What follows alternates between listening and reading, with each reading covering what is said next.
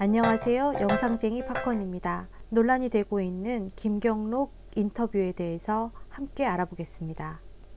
10월 8일자 알라뷰입니다.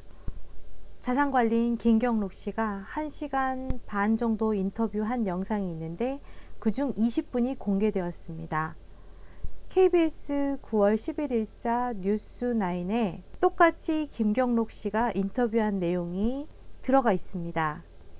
유 이사장은 KBS가 김모 씨의 음성 변조된 발언을 원래 맥락과 정반대로 집어넣어서 검찰발 기사를 보도하는 데 이용했다고 말하고 있습니다. KBS 측은 주장을 재반박하고 있는 중입니다. 다음은 10월 9일자 뉴스를 종합해 보았습니다. 알릴레오, KBS 진실공방, 유시민, 언론인의 윤리 제대로 지켰는지 확인해야. 정경심 자산관리인 증거인멸 지시 없었다. KBS 법조팀 내사해달라. 알릴레오 방송 직후 KBS 시청자 청원 빗발. MBC 송요훈 기자. KBS는 왜 하필 수사팀에 확인을 요청했나. 제일 열받았던 게 하태경 그 사람이 얘기했던 거예요. 하태경 의원. 네. 지금 이 상황을 그런 국정농단 상황처럼 보고 제가 마치 고영태인 것처럼 해서 저를 보호하라는 식으로 얘기를 하더라고요. 그 사람은 국정농단 사건에도 옆에서 같이 있었던 청문회하고 있던 사람이잖아요. 가서 욕을 해주고 싶을 정도로 말이 안 되는 얘기를 하는구나. 그리고 저를 마치 뭔가 내부 고발자처럼 얘기를 한다는 것 자체가 제가 그렇게 큰 일을 한 건 아니거든요. 자산관리인은 한 번도 고영태처럼 내부 고발자 역할을 한 적이 없습니다. 지금부터 함께 보시죠. 정 교수 자산관리인의 동일한 인터뷰가 어떻게 변질되는지 직접 판단 부탁드립니다. 정경심 교수 일을 뭘 도와준 거예요? 일단은 처음에는 이제 사모펀드 이거 관련해서 사모펀드를 투자하게 된 경위에 대해서 얘기를 해주려고 한 거죠. 그러니까 언론사에. 진실, 자산관리자가 사모펀드 투자 경위에 문제가 없음을 알리고자 인터뷰한 것이라고 합니다. 하지만 조 장관의 배우자 정경심 교수의 금융자산을 오래도록 관리해온 투자회사 직원 김모 씨의 말은 전혀 달랐습니다. 자산관리인은 사모펀드 투자 경위에 문제가 없다고 인터뷰하였으나 KBS 측은 반대로 보도했다고 합니다. 민정수석이 되시면서 주식 직접 투자가 조금 제한이 되더라고요. 그래서 사모펀드가 좋다고 권하셨군요. 구조적으로. 네. 사모펀드 괜찮다. 간접 투자 형태니까. 그렇죠. 블라인드 형태로 사모펀드고, 근데 사모펀드 블라인드 형태면 결국 크게 두 가지로 좁혀져요. 그래서 제가 저희 회사에서 메자닌 형태와 프리 IPO 형태 사모펀드를 교수님께 제안을 드렸고요. 교수님이 또 외부에서 그런 상품들을 가지고 오신 거예요. 진실, 자산관리자가 사모펀드는 법적으로 괜찮다고 권유하였습니다. 정 교수가 오촌 조카와 짜고 만든 펀드가 아니란 진실입니다. 근데 실제 그 오촌 조카가 어떤 역할을 했는지는 저도 알지 못합니다. 하지만 조 장관의 배우자 정경심 교수의 금융자산을 오래도록 관리해온 투자회사 직원 김모 씨의 말은 전혀 달랐습니다. 정 교수가 코링크를 먼 친척의 회사인 것처럼 자신에게 말했다는 겁니다. 조 장관의 말과 작은 관리자의 인터뷰를 붙여서 편집했습니다.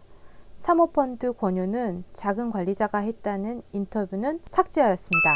대학 때 배웠던 옐로 저널리즘이 생각납니다. 독자의 시선을 끌기 위해 선정주의에 호소하는 신문의 경향을 말합니다. 네이버 지식인에서 옐로 저널리즘을 검색해 보세요. 옐로 저널리즘이 너무 많아서 제가 이렇게 정리를 하기 시작합니다. 좀 살펴보라고? 네, 살펴보라고. 그리고 4, 5년 동안 제일 믿고 거래했던 사람인데 아무리 뭐 오촌 조카고 사촌이고 일단 복합적으로 검토를 하는 게 당연한 거니까요. 그래서 코링크피라고 하는 회사에서 저한테 제안서를 보내왔는데 블라인드 형태의 상품이라고 해서 과거에 자기네들이 뭐 이렇게 투자가 돼서 수익률이 이렇게 좋았다. 근데 제안서상으로는 이게 좋은 상품이다 아니다를 판단할 수가 없어요. 진실, 코딩크 PE, 블라인드 펀드 맞습니다. 오촌 조카든 뭐든 돈 문제니까 정 교수가 자산 관리자에게 검토를 요청한 것이 진실입니다. 정 교수가 호링크를 먼 친척의 회사인 것처럼 자신에게 말했다는 겁니다. 먼 친척은 조 장관의 오촌 조카 조모 씨를 말합니다. 그러면서 제안서까지 가져와 검토를 부탁했다고 했습니다. 자산관리인은 인터뷰에서 먼 친척 또는 오촌 조카라는 말을 둘 다 사용했습니다. 먼 친척이란 말만 인터뷰에 사용했습니다. 정 교수가 마치 자신에게 무언가를 숨기며 부탁하는 것처럼 맥락을 정반대로 편집했습니다. 블라인드 형태니까 다 ABCD로 표기가 돼 있을 테고, 그러면 제가 교수님한테 하나만 확인을 하시라. 지금 친척이란 사람이 나타나서 뭔가 들떠 있고 그 친척이란 사람이 뭔가 확정적인 얘기를 하고 그러다 보니까 이거는 그냥 본능적으로 저희는 알거든요. 이상하다. 이상하죠. 뭐 대놓고 말리지는 못하셨고. 못했죠. 왜냐면 그리고 이게 저하고도 이익이 뭔가 상충되는 게 저한테서 돈이 빠져나가는 거니까 그러니까 돈 안 내놓으려고 그런 그럴 수도 있는 거고요. 오해를 네. 받을 수도 있고.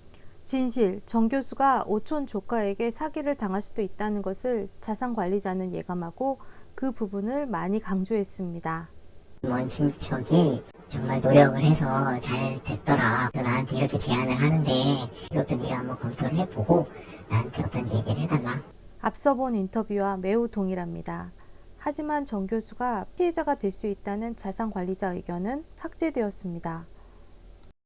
그래서 사실은 제가 뒤로 내용을 더 알아봤어요. 호링크에 전화를 해서 내가 한 2-30억 있는데 니네 펀드 잘 된다고 해서 소문이 많이 났더라. 좀 가입하게 가서 설명 좀 듣게 해달라. 그랬더니만 가입이 다 찼다는 거예요. 그리고 반대로 얘기하면 이게 사모펀드니까 49인까지 투자가 가능하지 않습니까? 49인 다 찼으니까 당연히 운용 사람은 2호, 3호, 4호를 내야 될 거 아니에요. 그러게 쉽게 하려고 한 30억 있다고 얘기를 해버렸어요. 근데 또 이 사람들이 왜 안 받아주더라고요. 근데 거기서 더 팔 수가 없었어요. 사실은. 정 교수가 피해자라는 진술을 또다시 언론에 언급합니다. 자기가 운용을 한다라고 얘기를 했던 것 같아요. 그래서 제가 그런 부분에서 조금 의아심을 가졌고 코리크에서 직접 전화를 해봤어요. 30억 정도 투자를 하고 싶다. 안 된다는 거예요. 상식적으로 납득이 안 되잖아요. 돈 있는 사람이 지금 내 돈 싸들고 가서 니네한테 투자를 하겠다는데 만일 오촌 조카가 펀드 운용에 직접 개입했고 정 교수가 이를 알고도 돈을 맡겼다면 투자자의 펀드 운용 개입을 금지한 자본시장법 위반이 될 수 있습니다. 같은 인터뷰 내용 뒤에 자기가 운영을 한다. 자본시장법 위반 가능성 내용으로 편집해서 맥락을 정반대로 편집합니다. 사모펀드 문제가 났을 때 조범동이 도망가잖아요. 그럼 반대로 얘기하면 얘가 사기꾼이라고 저희가 입증을 한 거거든요. 얘가 뭐 우회 상장을 한다고 뭘 지금 주가를 조작하고 어떻게 하고 이런 것들은 나온 것도 하나도 없었어요. 근데 도망갔다는 것 사실 자체가 근데 운용하는 사람 입장에서는 도망갈 일이 뭐가 있냐면 내가 돈 맡긴 사람 돈을 제대로 투자 안 하고 쓰거나 날려먹어서 그런 거거든요. 그러면 조범동 입장에서는 지금 조국 교수하고 검찰이 자기를 잡으러 오는 느낌을 받았을 거예요. 그래서 이게 조범동이 사기꾼이다라고 생각을 하고 그림을 보면 매우 단순하지. 자, 그러면 검찰하고 언론과의 이 사건에서의 이런 유착관계, 밀월관계 이 부분에 대해서 더 충격적인 사실을 좀 얘기한 부분이 있어요. 한 가지는 제가 이제 인터뷰를 하고 들어왔는데 그 인터뷰를 한 내용이 검사 컴퓨터 대화창에 떠서 랑 인터뷰할 때 털어봐. 무슨 얘기했지? 조국이 김경록 집까지 쫓아갔대. 털어봐. 뭐 그런 내용을 제가 어떻게 우연찮게 보게 됐어요. 그러니까 지금 이게 내가 지금 인터뷰하고 왔는데 조국 교수님 우리 집까지 찾아왔다고 얘기를 한 적이 없는데 그런 얘기까지 했다고 그거를 지금 털어보라 그러고. 그러니까 언론하고 검찰은 매우 밀접, 특히 법조 출입 기자들. 걔네들이 먹고 사는 게 결국 서로 상호 협조하는 거니까 이 사람들이 검찰이 무리한 수사를 하건 뭐 내 인권이 탄압이 되건 어떻게든 그 검찰이 수사하는 거에 막 바람을 불어일으켜줘서 자신감 있게 본인들의 생각을 확정적으로 가져가고 밀고 나가게끔 만들어 주는구나. 알라뷰에서 유시민 이사장은 자산관리인 이분이 언론에 자신의 입장을 알리기 위해 노력을 했다는 점을 강조하였습니다. 9월 10일 KBS 법조팀장을 만나 1시간가량 인터뷰를 했고 자신의 입장이 반영된 뉴스가 방송될 거라고 예상했지만 기사화되지 못했다고 합니다. 또한 본인이 KBS에만 인터뷰한 내용이 이미 검찰에서 알고 있었고 말하지도 않았던 내용, 김경록 집까지 조국이 쫓아왔으니 털어봐 까지 부풀려서 실시간으로 검찰청 채팅방에 떠 있는 것을 보게 되었다고 합니다. 이런 이유로 그동안 자산관리인은 언론과의 인터뷰를 기피하게 되었다고 합니다.